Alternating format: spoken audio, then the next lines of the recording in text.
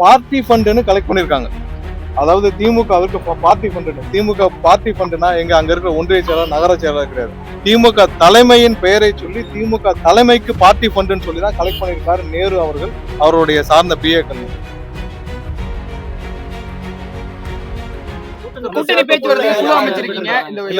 கூட்டணி பேச்சுவார்த்தை குழு எங்களுடைய தலைவர் முடிவெடுத்து விரைவில் அறிவிப்பார். அதெல்லாம் தலைவரின் ஒப்புதலோடு தலைவர் தான் அறிவிப்பார். அது விரைவில் அறிவிப்பார்.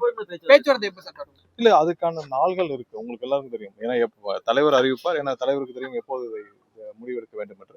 சோ அந்த குழுக்கள் எல்லாம் விரைவில் எங்களுடைய தலைவர் முடிவெடுத்து அறிவிப்பார். அதற்கான தீர்மானங்கள் நிறைவேற்றப்பட்டு இந்த அனைவரும் முன்னிலையும் அது வந்து தலைவரின் ஒப்புதல். கூட்டணி குறித்து நிறைய கருத்துக்கள் இருக்கு. என்ன கட்சிகள் அணுகிருக்காங்களா? இல்ல, நம்ம கூட்டணி குறித்து இந்த இன்னொரு தீர்மானத்திலையும் குறிப்பிடப்பட்டிருக்கு. அதாவது எங்களுடைய தலைவரை முதல்வர் வேட்பாளராக ஏற்றுக்கொள்ளும் கட்சியுடன் மட்டுமே அவர்கள் ஏற்றுக்கொண்டு வரும் கட்சிகளுடன் கூட்டணி அமைக்கப்படும்.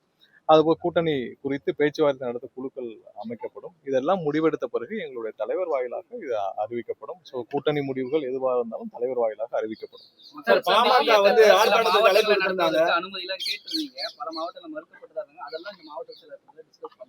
இல்ல, மக்கள் சந்திப்புல நடக்கிற சவால்கள், பிரச்சனைகள் உங்க எல்லாருக்கும் தெரியும். ஏன்னா எல்லா கட்சியிலும் நடக்குது. இதுல எல்லா கட்சியிலும் மக்கள் சந்திப்பு நடக்குது. நாங்கள் இப்ப வந்து கூட்டங்களாகவும், ஏன்னா ரோட் ஷோக்கு அவங்க அனுமதி இல்லாத பட்சத்துல கூட்டங்களாகவும் நடைபெறுவதற்கு நாங்க அனுமதி கேட்டு கொடுத்துருக்கோம். ஸோ அதுல நிறைய இடத்துல நிறைய இது ரீதியாக காவல்துறை ரீதியாகவும் அங்க நிர்வாக குழு ரீதியாகவும் நிறைய வந்து எங்களுக்கு சிக்கல்கள் இருக்குது. இது எங்களுக்கு மட்டும்தான் இருக்குது, மற்ற எல்லா கட்சியும் நடத்துறாங்க. இது எதனால் திமுக செய்யறாங்கன்றது உங்க எல்லாருக்கும் தெரியும். ஸோ அவருடைய ஒரே குறிக்கோள் எங்களை எந்த விதத்திலும் பிரச்சாரம் செய்ய விடாமல் தடுப்பதற்கான. அதையும் தாண்டி கண்டிப்பாக மக்கள் இடத்துல பெரிய ஆதரவு இருக்குது. இதெல்லாம் மக்களும் பார்த்துட்டு தான் இருக்காங்க.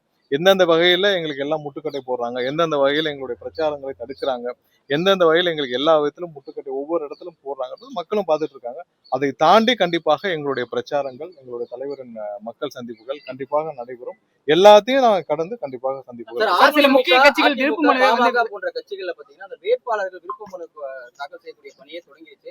தாவேக்கால அந்த பணிகள் எப்ப தொடங்க? எனக்கு தெரிஞ்சு ஒரு சில ஒரே ஒரு கட்சியில மட்டும்தான் இருக்கு. இதுக்கான டைம் இன்னும் நிறைய இருக்கு. இது இன்னும் ஜனவரி, பிப்ரவரி மாசங்கள்ல பண்ணலாம். அது எங்க தலைவர் கண்டிப்பாக முடிவெடுப்பார்.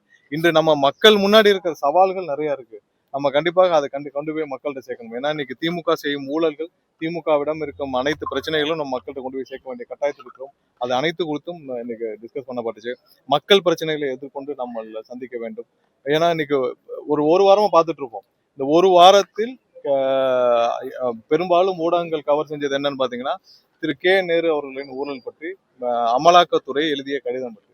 சோ இதுவரை திமுகவிடம் வந்து எந்த பதிலும் இதுவரை அவர்கள் வாயும் திறக்கவில்லை, எதுவும் சொல்லவில்லை. இது போன்ற விஷயங்களை கண்டிப்பாக மக்களிடத்தில் கொண்டு போய் சேர்க்க வேண்டும். ஏன்னா மக்களுக்கும் இது தெரிந்து கொள்ள வேண்டும். சாதாரணம் இல்ல, 100 கோடி 2 கோடி இல்ல, 1000 கோடி 2000 கோடி அளவிற்கு ஒரு துறையில் மட்டும் ஒரு அமைச்சரிடம் மட்டும் நான் பிடிபட்டு இருக்குன்னு சொல்லிட்டு 2 கடிதங்கள் அமலாக்கத்துறை அனுப்பியிருக்காங்க. இதுவரை இது சம்பந்தமாக முதல்வர் தரப்போ இல்ல யாருமே இதுவரைக்கும் வாயே திறக்கவில்லை. ஒண்ணு ஆமான்னு சொல்லுங்க, இல்ல இல்லன்னு சொல்லுங்க. ஒண்ணு ஆமா எங்களுக்கு கடிதம் வந்திருக்குன்னு சொல்லுங்க, நாங்க நடவடிக்கை எடுக்க மாட்டோம்னு சொல்லுங்க, இல்ல எங்களுக்கு கடிதம் வரவில்லைன்னு சொல்லுங்க. ஏற்கனவே ஒரு அமைச்சர் கைது செய்யப்பட்ட போது தொட்டுப்பார் சீண்டிப்பார்னு வீடியோ அமைச்சாரு முதல்வர். சோ இப்ப ஏன் அதே மாதிரியான இப்போ வந்து அமலாக்கத்துறையில இருந்து 2500 இது வந்து பணி நியமனங்கள்ல ஊழல் நடந்திருக்குன்னு அமலாக்கத்துறை முதல் கடிதத்தில் சொன்னதாக செய்தி குறிப்பில் வந்திருக்கு.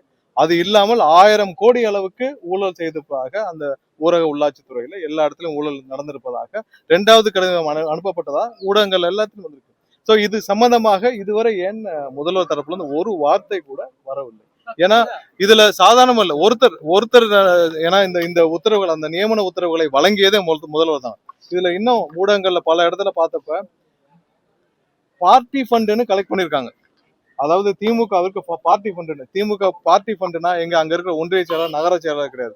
திமுக தலைமையின் பெயரை சொல்லி திமுக தலைமைக்கு பார்ட்டி ஃபண்டுன்னு சொல்லி தான் கலெக்ட் பண்ணியிருக்காரு நேரு அவர்கள், அவருடைய சார்ந்த பிஏக்கள். ஸோ இதெல்லாம் துரிதமாக நடவடிக்கை எடுக்க வேண்டிய விஷயம், சாதாரணமா இல்லை. ஏன்னா இந்த துறையிலும் தான் மக்களுக்கு நேரடியாக பாதிக்கப்படுது. ஏன்னா 4000 கோடி 5000 கோடி இன்வெஸ்ட் பண்ணி வடிகால் பணிகள் நடந்திருக்கு. 4.5 வருஷமா நீங்களும் ஊடகங்கள்லாம் கேட்டுட்டு இருப்பீங்க. 90% முடிஞ்சிச்சு, 85% முடிஞ்சு, 40% முடிஞ்சுன்றாங்க. இது வரைக்கும் எங்க நடந்தது, என்ன முடிஞ்சதுன்னு தெரியல. ஏதாவது ஒரு ஏரியால ஆமால் வடிகால் பணி இந்த இடத்துல முடிஞ்சிருக்காங்க. அப்ப அந்த பணிகள்ல எவ்வளவு ஊழல் நடந்திருக்கும். இதுவரை அந்த துறையில 2 விஷயத்துல மட்டும் தான் அவங்க அமலாக்கத்துறை கொடுத்துருக்காங்க. அப்ப அந்த துறையில நடந்த எல்லாவற்றிலும் இதே மாதிரி ஊழல் நடந்திருக்கான்னு தெரியல. இது ஒரு அமைச்சராக மட்டும். இது மாதிரி இருக்க அனைத்து அமைச்சரவைகளும் எத்தனை லட்சக்கணக்கான ஆயிரக்கணக்கான கோடிகள் ஊழல் நடந்திருக்குன்றது நம்ம எல்லாம் கண்டுபிடிக்க வேண்டிய கட்டாயத்தில் இருக்கோம். இதெல்லாம் மக்கள்கிட்ட கொண்டு போய் சேர்க்க வேண்டிய கட்டாயத்தில் இருக்கோம். இதை மற்றவர்கள் செய்வார்கள் இல்லையா, கண்டிப்பாக தமிழக வெற்றி கழகம் சார்பாக இல்ல, இதுல வழக்கு விசாரணை எப்படின்னா, இது வந்து ஊடகத்தில் அமலாக்கத்துறை அனுப்பி இருப்பதாக ஊடகத்தில் வந்துள்ளது. இது சம்பந்தமாக விளக்கம் கொடுக்க வேண்டியது கண்டிப்பாக மாநில அரசு முதல்வர் தரப்பிலிருந்து விளக்கம் கொடுக்க வேண்டும். ஏன்னா அனுப்பிச்சிருக்கு, டிஜிபி காமிச்சிருக்கேன்றாங்க, விஜிலன்ஸ் காமிச்சிருக்கேன்றாங்க, அது இல்லாமல் மற்ற துறைகளுக்கு காமிச்சிருக்கேன்றாங்க, ஹோம் செக்ரட்டரி காமிச்சிருக்கேன்றாங்க. இதில் வழக்கு தொடுக்கணும்னா ஒண்ணு இடி தொடுக்கணும் வழக்குகள், இல்லைன்னா அந்த ஆவணங்கள் யாரிடம் இருக்கோ அவர்கள் வழக்கு தொடுக்கலாம், யாரு பாதிக்கப்பட்டார்களோ. ஆனால் இதுல இருந்து என்னைக்கும் தப்பிக்க முடியாத மட்டும் இவர்கள் தெரிந்து கொள்ள வேண்டும். செய்திகளை உடனுக்குடன் தெரிந்து கொள்ள கீழ்கண்ட கேபிள் மற்றும் டிடிஹெச் நெட்வொர்க்குகளில் எம்நாடு செய்தி தொலைக்காட்சியை காணுங்கள். பாதகம் செய்பவரை கண்டால் நாம் பயம் கொள்ளலாகாது பாப்பா. மோதி மிதித்துவிடு பாப்பா, அவர் முகத்தில் உமிழ்ந்து விடு பாப்பா. அண்மை செய்திகளை உடனுக்குடன் தெரிந்து கொள்ள இணைந்திருங்கள் எம்நாடு தொலைக்காட்சியுடன்.